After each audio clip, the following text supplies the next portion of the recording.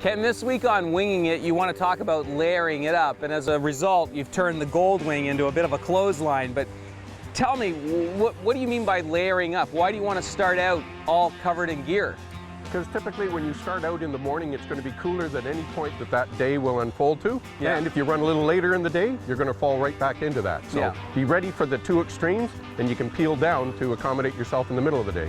The premise being, start out with more gear than you need. You don't want to get cold, I'm assuming, right? Correct, because once you get a chill on a bike, it's hard to overcome it without stopping and going inside a building. So start warm, you can dial down, you can open up things, then you can stop and peel off a whole layer of clothing if it comes to that point. Right. So I see the first thing we're starting with is the heated vest. I just recently got into this whole heated vest thing, and it's a game changer. Any tips in terms of how to wear a heated vest? I found over a period of time that it was better to put it closest to my body. So I start off with a cotton t-shirt. Yeah. I put that on next. Then I put a sweatshirt over top of that to keep that all inside underneath my riding jacket. Okay. And then with the dialing of the heat element, I can dial it up to hot or slow cook or turn it off completely. So insulate it and keep the heat inside. Right.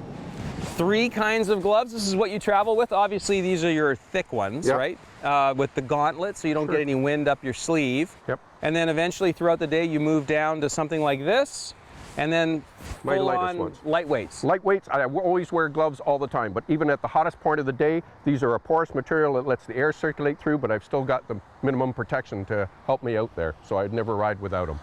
So no matter where you're going, no matter what the tour, this is the kind of kit you take with you? Other than the dead of summer, the vest was the only part I didn't have on the bike all summer long. Right.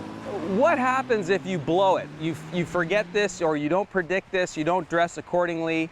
What can happen if you start out riding and you do get chilled? Get yourself out of the element. Get inside a building. Get inside a clothing store. Maybe that's what you have to buy, is that one piece that you brought at home. You can always have a backup spare, but get out of it, because hypothermia can make you start to do some silly things. The thought process changes, Just right? gone, yeah. Right. Awesome. Well, that's some great advice for touring on a wing. Thanks. Thank you.